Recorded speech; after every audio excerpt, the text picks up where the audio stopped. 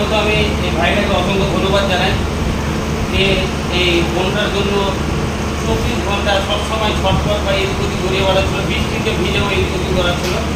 আমি ওনাকে অসংখ্য ধন্যবাদ জানাই এবং এর পাশাপাশি পুকুরিয়া আনিকুল প্রধানকেও অসংখ্য ধন্যবাদ জানাই, মাসাদুর আমবারাকে অসংখ্য ধন্যবাদ জানাই। আমার একটাই অনুরোধ, পুকুরিয়াতে যে আমাদের মহিলাগুলো রয়েছে আমাদের সঙ্গে অবশ্যই আপনারা যোগাযোগ করবেন এবং গরিব মানুষেরা যেন সঠিক জায়গায় পরিষেবা পায় এবং রক্তর জন্য যেন এই দিক ওদিক না গড়িয়ে বেড়ায়।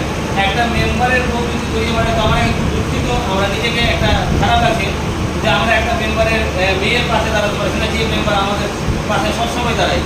তো আমি এই ভাইটাকে বলবো যে ডক্টর পেয়ে কেমন আছে আপনাকে? অনেক ভালো লাগছে, অনেক ধন্যবাদ জানাই রাজেন্দ্রকে।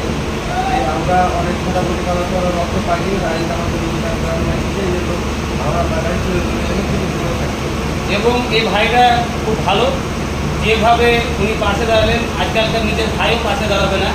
তো খুব ভালো লাগলো যে আনিকুল প্রধান বা মেম্বারের পাশে এরকম ছেলেগুলো আছে।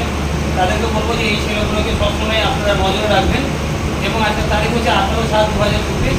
আমরা সবসময় আনিকুল প্রধান হোক, মাসাদুর হোক, আজকে থেকে এই ভাইটাও যখন যে কোনো সময় রক্তের জন্য বা কোনো সমস্যায় পড়লে আমাদের শোভা মহিলা মহিলা সমিতি বা আমার সঙ্গে যোগাযোগ করলে আমি এক মুহূর্তে আমি ছুটে যাব এবং সেবা করার চেষ্টা করব।